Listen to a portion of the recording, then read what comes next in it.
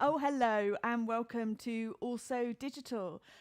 This is the first of our talks for Also Digital, and thank you so much for being a part of it. Thank you so much for an incredible Friday night. I think we're the first UK summer festival to go online to do all of our delivery digitally, and it has been incredible. Last night, it really felt like the Also Digital Festival community came together. It was just amazing. For those of you who were there for Marcel's Cabaret Fantastique, what an incredible way to do cabaret digitally all together. And for those of you who are joining us for the first time today, hello and welcome. I'm Helen Bagnall, one of the founders of Also Festival. The way that it works is that the whole programme over the weekend is designed to dip in and dip out over the weekend. And anything that you've missed or you want to watch later, you can go back onto the Also player and watch it anytime you like. So you kind of curate how you want to spend your weekend with us. If you really want to be talked through everything that's happening at the festival, there is a session on your Also Digital player called Digital, which is where Juliet, one of the other founders, and I talk through everything that's happening in the festival. And it's a great way of kind of like working out what you might want to do. And I'd just like to say thank you so much for being part of it. It's really quite an incredible thing to be doing. And we're so grateful for you for being part of the community. I think we are the first summer festival to do this, and we're in small flats across the UK, so we're doing it all together. There is a comment section on the website. Hello Hebe, hello Jim, hello Suki, hello Suze. And do use a comment section to ask questions of Gaia as we go through. The sessions are going to work. They're a little bit shorter than we do in real life, but the idea is I'm going to ask Gaia a few questions, and then I'm going to be going to you. So please use that comment function there. Sorry, Gaia, lots and lots of admin there. Sorry. So it sort of remains for me to introduce Gaia to you. So in 2015, Gaia was the first woman to win the Royal Society Science Book of the Year for her debut book, I think, at that time, Adventures in the Anthropocene. And I think was responsible for the whole of the Also in Salon community learning how to say Anthropocene. It's still terrifying. Oh, yes. And there's still a lot of debate going on about how you pronounce that word. So the Americans pronounce it Anthropocene, and the British pronounce it Anthropocene generally. But just say it how you like. It's a made-up word anyway. Oh, okay. It's one of those words that I see it coming up in a sentence and I'm utterly terrified until it's over. But that's not the point. The point is your book was a journey to the heart of the planet we made. It was an incredible readjustment of us understanding the role we were playing as humans in our treatment of the world. You've now just published, and that's what we're going to talk about today, Transcendence, how humans evolved through fire, language, beauty and time. The astonishing story of how culture enabled us to become the most successful species on Earth. And I guess, the first question I wanted to ask you, Gaia. Oh, by the way, first, hello, Gaia. How are you? Hello. It's so exciting. It's so exciting to be here. The first digital festival. How exciting! And you're opening it. Hooray! I'm opening it. What a responsibility. I'll try and string a few sane sentences together just to make it work. It would be fantastic. And we wanted particularly to open with Transcendence because it's such a huge idea. And so much of the festival is really trying to work out how do we live, perhaps not even post C19 now, but alongside it, and how do we want to change our lives going back out there. But before we start, I just wanted to say you're on Instagram as Wandering Gaia. We've emailed each other over the last few years, and you've often been in wild wildernesses and holed up in rainforests. I just wondered, how is it for you being on lockdown? Well, I mean, I'd much prefer to be able to travel and to see people, faces. It's great to see a face. Hello, face. But I mean, I guess my life is fairly solitary anyway. I write, and I write in my little studio, and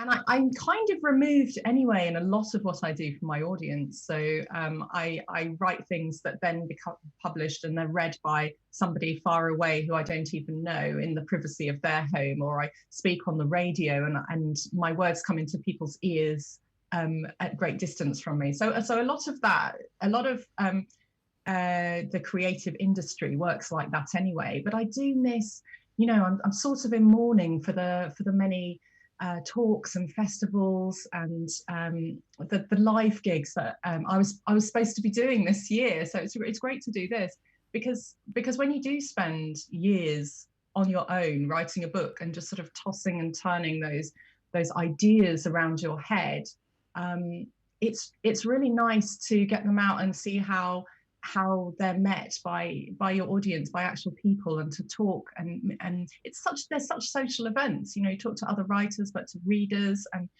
you swap ideas and share ideas, and that sparks new things. That's how we work as humans.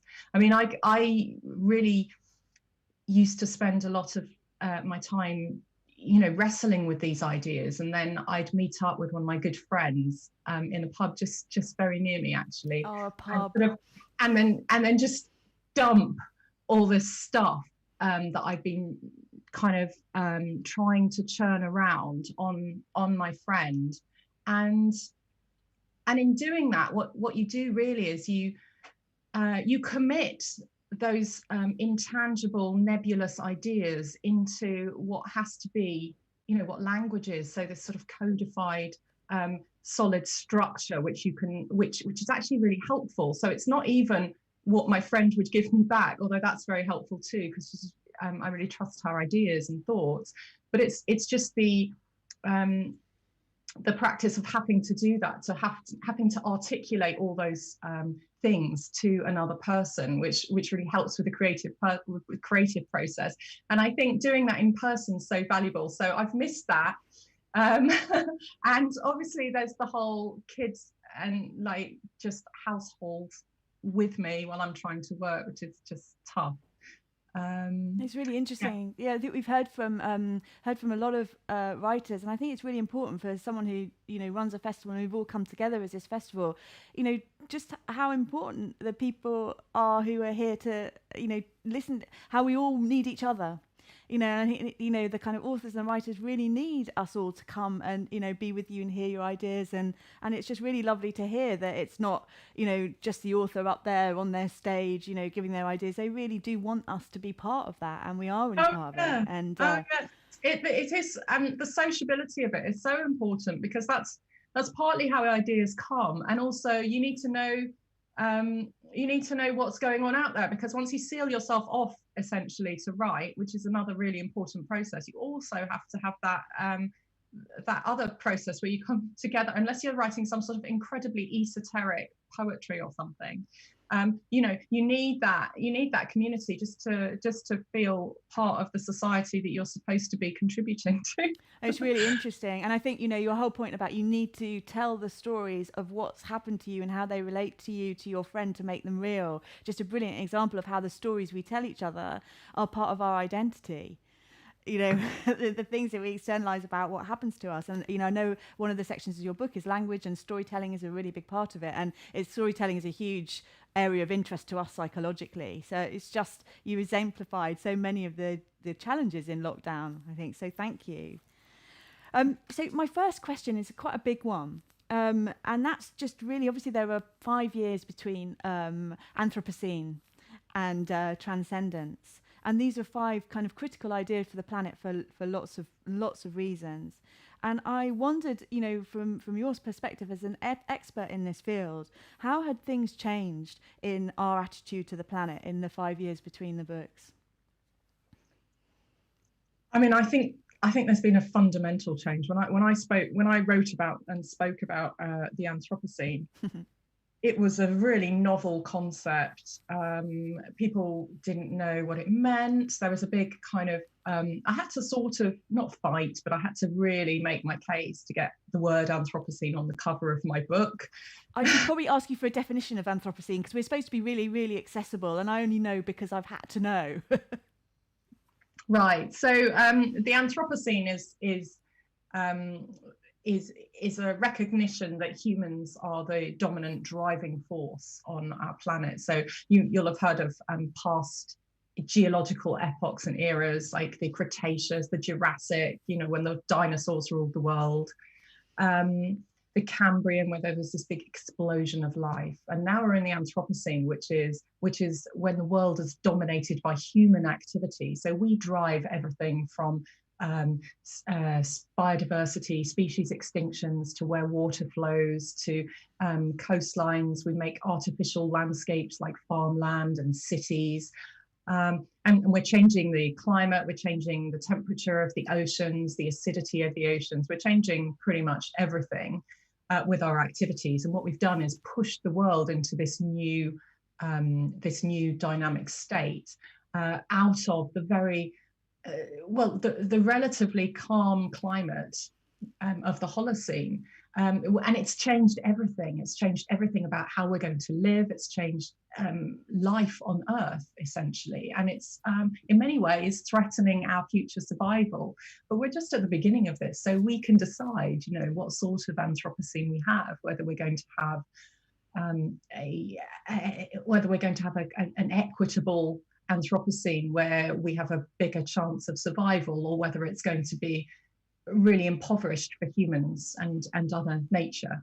So so when I wrote this book, this is incredibly new concept, and I went on a journey to try and understand how this completely transformed world was affecting people living mainly in the global south, because that's where people live really next to environmental conditions where they can really see what those changes, and they're really vulnerable to them, and see what they themselves are doing about it, because people have had to already transform their lives, find new adaptations, maybe migrate. They've already had to respond to this Anthropocene a lot earlier than we have in our sort of protected cities in the rich West. So that was born out of a 2.5-year journey, which I did to explore that. And since then, I think the term has gained much greater, much wider recognition. People really are starting to, ordinary people will come up to me and start having conversations about plastics in the oceans. This is remarkable. This is something that I've been worried about and writing about and talking about for a decade. And nobody has been remotely interested. And then just suddenly, after I think a David Attenborough program or something on the BBC, everyone's completely, people are saying I don't want to drink from straws, it's been this remarkable transformation. And we've seen people really recognize that there is this huge fundamental problem with society's interaction with the environment. We need to do something about climate change. We've seen that incredible teenager Greta Thunberg taking over the global stage on environmental causes. And kids and doing their school strikes on Fridays. We've had Extinction Rebellion, and it feels like we're reaching some sort of tipping point in terms of action. People are starting to take this really seriously. So I think that's really exciting. That's really exciting transformation. It is. I think it's really fair to say that your book has something about the zeitgeist, in it, and and you're absolutely right. I think that it's an incredible transformation, and an incredible transformation that can lead to action. So I want to talk about how your route to transcendence, because I think it's really important we understand your idea within this book, because your idea within Anthropocene was so huge, and it's the same with transcendence. And the idea in your book is that we humans have now transcended our biological evolution. There's this idea that we need to really think about who we are and what makes us special. What made you think that was the approach to kind of to get us to understand our responsibility? Well, I think it was really born out of my work on the Anthropocene. I really started to think, this is strange. This is really odd. There is no other creature that's having such an enormous impact. Why humans? Why are we doing this? We're a natural evolved creature like a dog, well, not a dog, we've again transformed the dog, but like an orangutan, say. But the orangutans are not going around doing this. You know, why us? What is it about us? And where are we going with this? So I really wanted to answer that question. And it came down to the fact that we are not like all the other creatures. You know, we evolved from a process of biological evolution.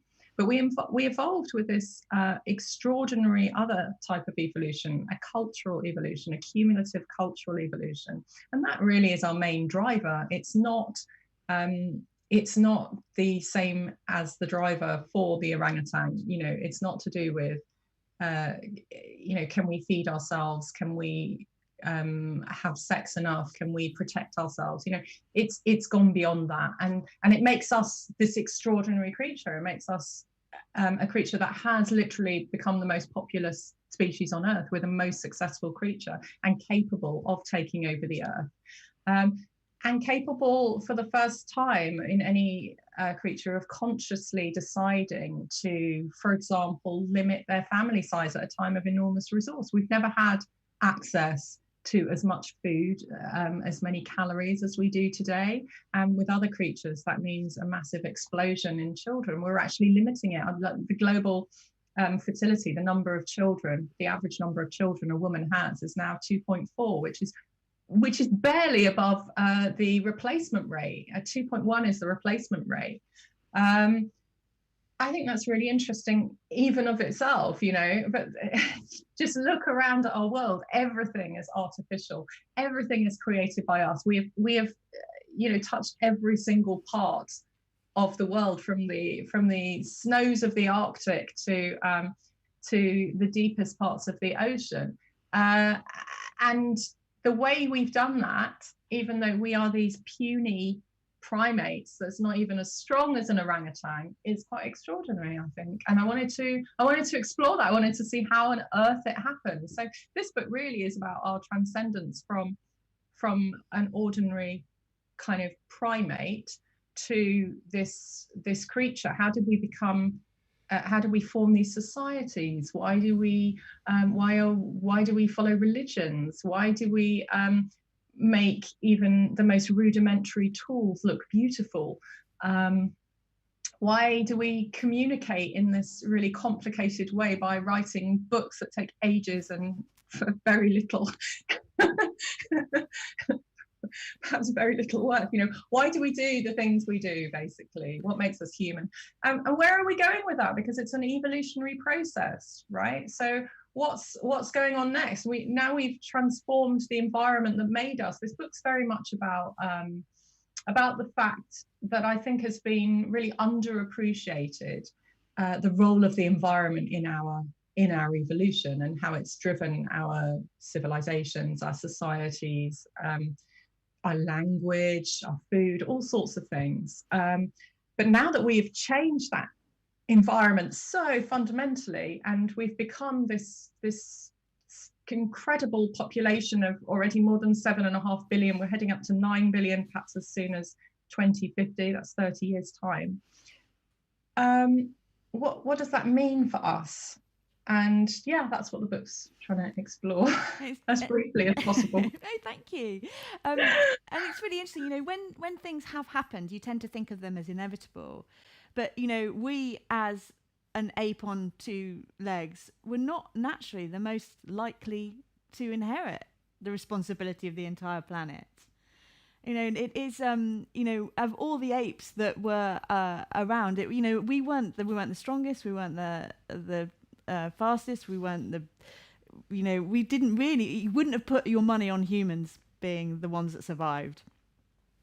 No, I guess not. And we nearly didn't. You know, there have been times when we did nearly get wiped out, until recently, very recently in human evolutionary history. We were just kind of a marginal species. We weren't particularly, we were interesting in that we were behaving in different ways from other creatures, but certainly our population was nothing to be particularly alarmed about. And our transformations were mainly local or regional. It's only recently that we've become this kind of global force of nature.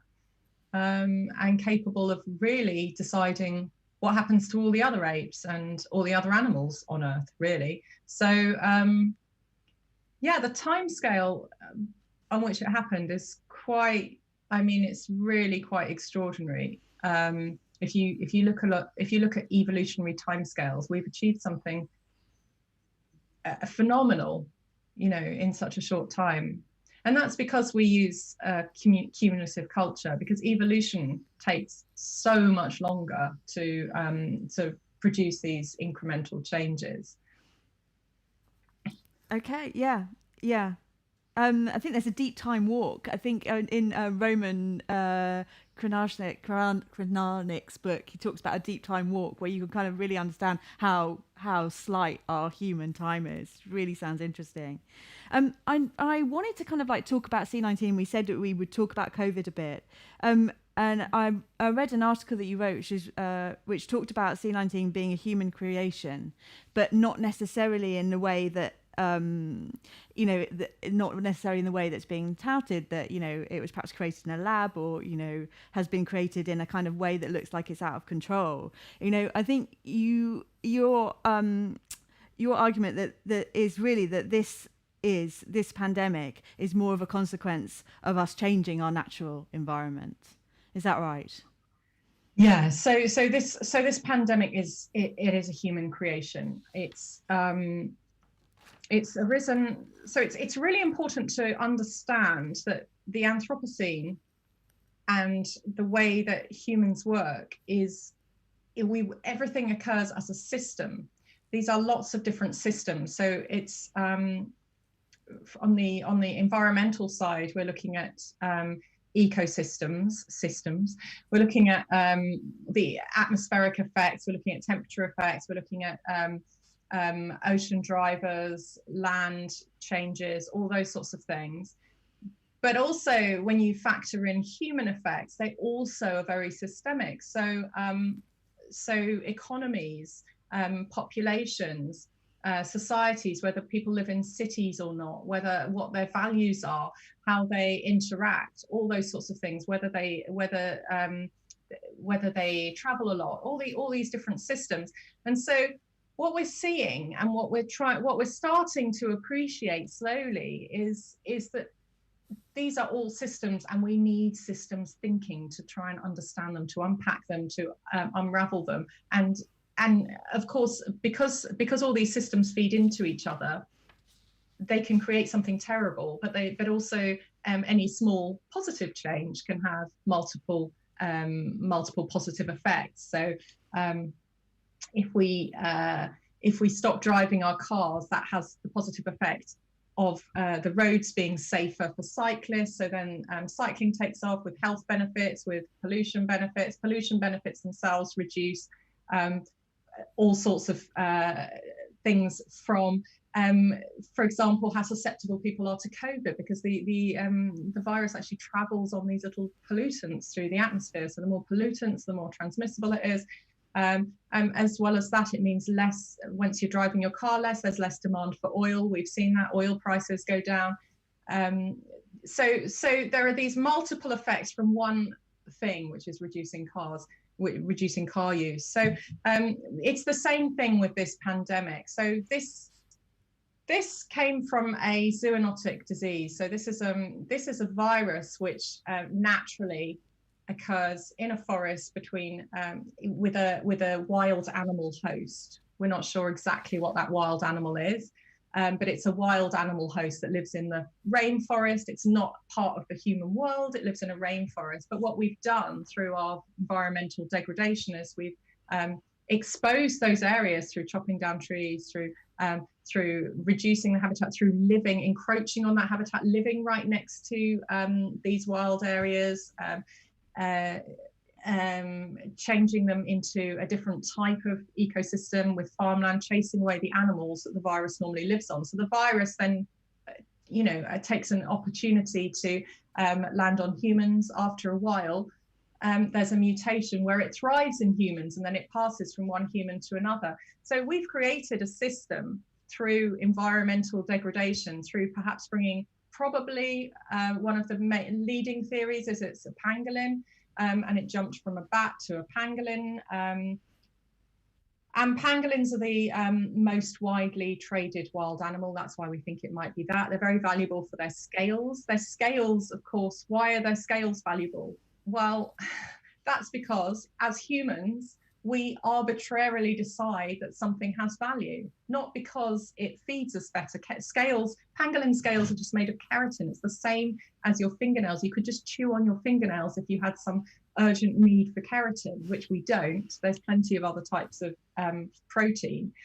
But because of human value systems, we've decided that the keratin in pangolin scales is somehow more valuable. And so they are then traded, brought out of their habitat where they can exist without harming humans into a marketplace where they can then, in a marketplace in a crowded city where people are living at huge density, and of course it jumps there, and then because of our global systems, it jumps from person to person, and we have before long a situation which leads to enormous unemployment in the United States, great unrest perhaps, all because somebody shot down a rainforest, or pulled some animals out. It's so these systemic effects can extrapolate enormously, and you can get these exponential changes which are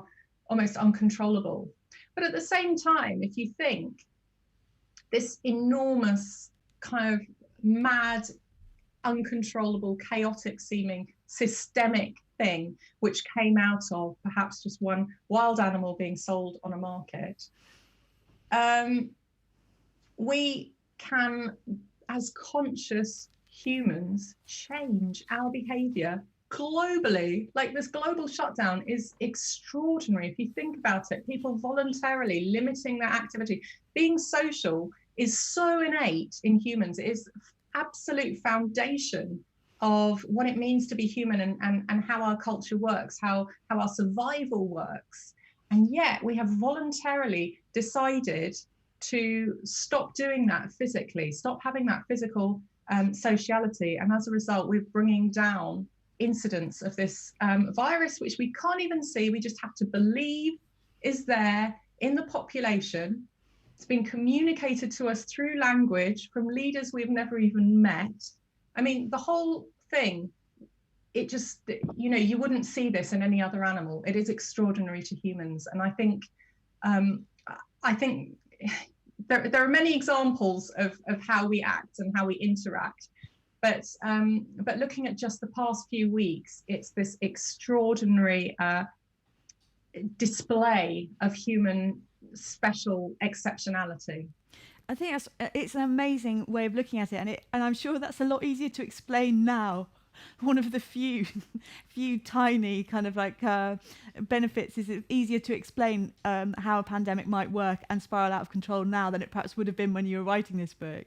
And yes, I mean, this is amazing. So I and many of my colleagues have been talking and warning about the possibility of a pandemic, and it could come. But when we think that the last one occurred, the Spanish flu was the last major pandemic that was really on this sort of scale, and it occurred first of all before the lifetimes of almost everybody alive today, and secondly it came just after the First World War, so the deaths are kind of conflated with that, and we don't really recognize just how bad it was, because it was really pretty damn awful everywhere at the time because of the war. We have to look back to the plagues, which seem like something that happened to long ago people living in a completely different circumstance, and with our modern medicine and everything, we would never have anything like that. So it's been a real wake-up call, I think, to people to realize just how fragile our human systems are. And it's horrific. Obviously, hundreds of thousands of people affected, dying.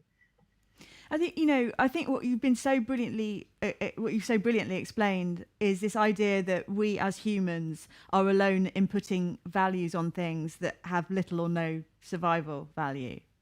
And the fact that pangolin is, as you say, just like our fingernails, but it has a value that transcends its actual value, is kind of one of our great triumphs of humans and one of our great drawbacks. And I think the way you explain that we have developed complex systems in a way no other animal can is extraordinary. But so are we right in thinking just that you are saying that these extraordinary networks can also be our salvation? What? Well, yes, definitely.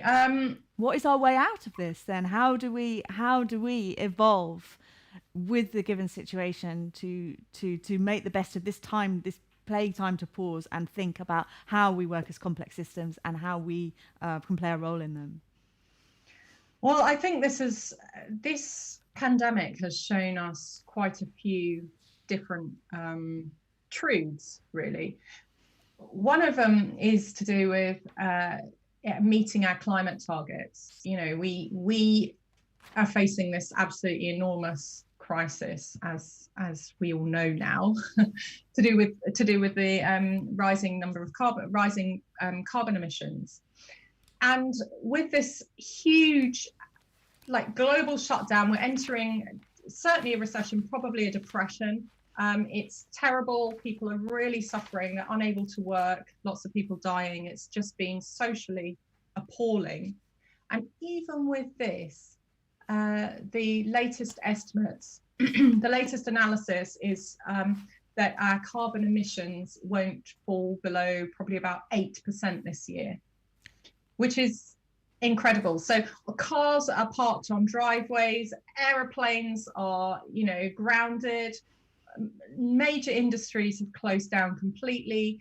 We're not using transport, we're not going to work, we're all at home, stuck at home, and still, despite that, our emissions are going to hardly be affected. So with an 8% drop in emissions, the actual concentration of carbon dioxide in the atmosphere will not be affected at all, really, because if you think of it as there's the bathtub analogy, we're still filling the bathtub, but just slightly 8% less than before.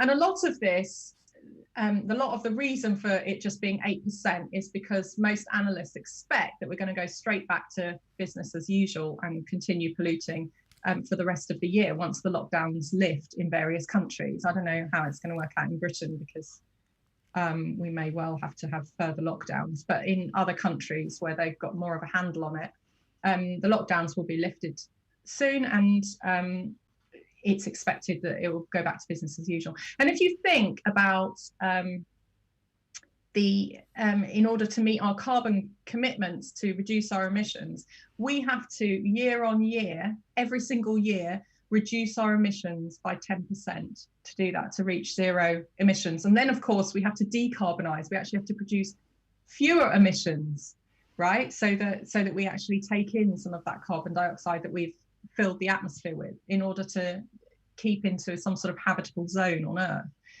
It feels like it's impossible. It's an impossible task, right? Even with all this, we don't want to completely repeat this. That's just incredibly traumatic and horrible. Nobody wants another pandemic situation just to reduce our carbon emissions.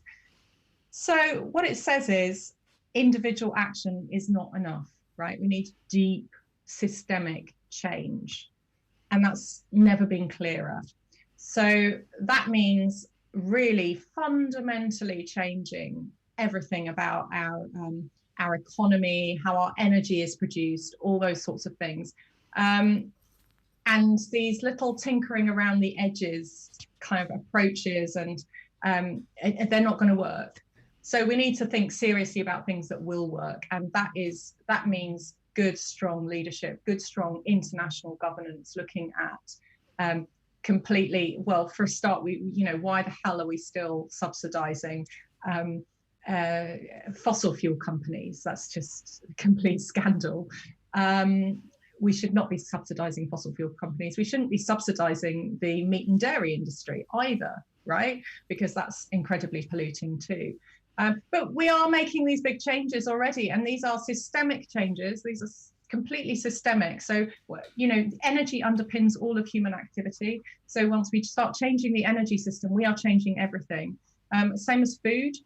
right? We're living creatures. We need to eat. Food, the way we eat in this in this industrial globalized world also needs to change, and that is changing. We are, well, in the rich West, we're moving more towards a plant-based diet very slowly. We may even reach a tipping point with that as meat alternatives become tastier. It's not just Linda McCartney sausages, which it was. Remember the in 80s? my childhood. Yeah. Yeah. Exactly.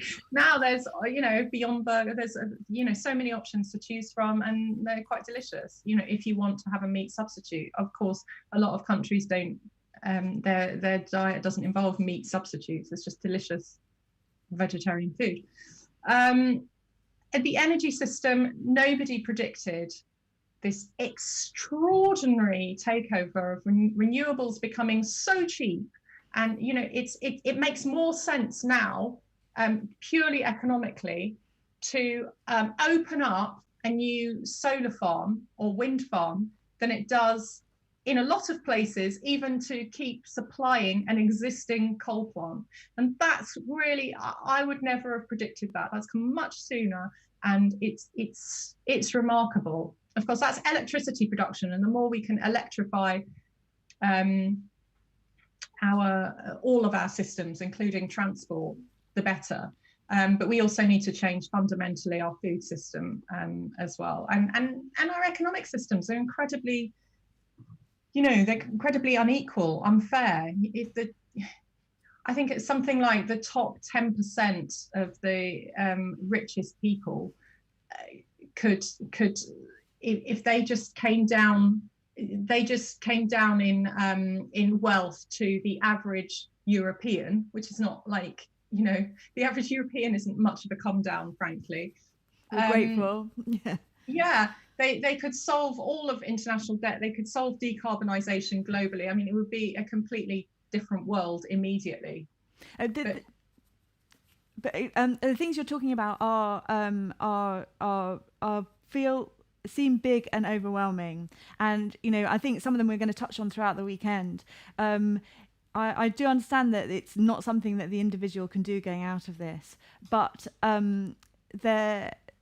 how do we engage in creating this kind of systemic change?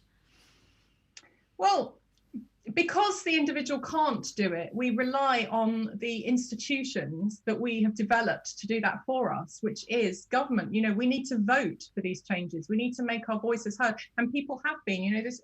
Things like Greta Thunberg, who is an individual. So there are some individuals who can make phenomenal change, and she has, she's shown us the way. But these large-scale public sort of outpourings of almost anger and saying we need change, which are happening, and we've seen that to some degree with Extinction Rebellion, for example. People are demanding change, and governments are listening. At the moment, what they're doing mainly is trying to placate rather than engaging. But there have been, South Korea has just launched this Green New Deal. We have this enormous opportunity at the moment because government has never been so big, right? With the massive disaster, the calamity that has occurred because of COVID-19, the economic disaster, everybody's asking for bailouts. And that's people from Virgin Atlantic to Joe Bloggs's hairdressing salon. Everybody wants government bailouts. Government has an opportunity now to put conditions on that as bailouts, right? To say you can have the money, but we are using this money to fund fundamental systemic change in how you do your business. It's not okay to carry on how you've been doing it at the moment. It needs to be sustainable, socially, as well as environmentally. People working on 0 hours contract, barely managing to feed themselves is not okay. I'm so horrified by how the situation's unfolding, for example, in the care sector, where people who can barely literally almost on the breadline with their daily job, and yet also doing the most important job, which is caring and keeping humans alive, are also dying because they've got no testing and no protection. I mean, it's absolutely, it's so inhumane that our society would let that go. I really think that there's going to be systemic change. There has to be. I mean, it's not sustainable. Yeah, I think, you know, one of the big themes we've seen through the speakers that we're hearing from over the weekend is that, you know, in times of war, in times of disease, things can change. And yeah, you know, I think from Danny Dorling, who's coming up later, Margaret Heffernan, Lauren Bravo with, you know, fashion can change fundamentally. It's a huge pollutant. You know, lots of different people coming at the same idea that this is a huge opportunity for change. And we need access to ideas in order to understand what is the most beneficial kind of change. And I, you know, really, really appreciate being reminded that it's systemic change that we need, and not the tiny things that we can change. it's absolutely systemic change, one of our current society's main failings, I think, is that we haven't been engaging in systemic thinking. So we've been just approaching a problem and fixing it sort of cosmetically, quickly from the outside. You know, I don't know, that some sort of problem where there's stabbing, you know, kids stabbing each other in East London or something. And so how do we solve that? Well, we need to lock them up. We need more police in that bit. You know, all of these are systemic problems. We need to look much wider in order to actually solve these problems for a better society for all of us, you know. Thank you so much, Gaia. And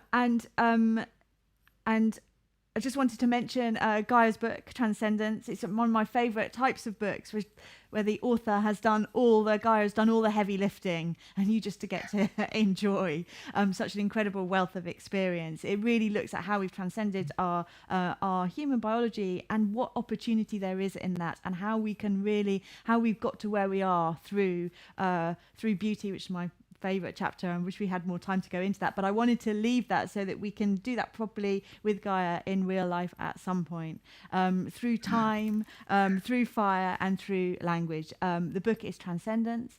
This has been Gaia Vince. She's opened our festival, and she has opened up some of the really, really big questions that we're going to be looking at in more detail and different angles from lots of different disciplines over the weekend. Thank you so much for opening our digital also, Gaia, with Transcendence. It's been such a pleasure to talk to you, and thank you so much. It's such a pleasure to be here. Thank you. And hopefully see you in real life at a venue soon. Yeah, absolutely. It's what we all want. Have a wonderful weekend, and hopefully see you soon.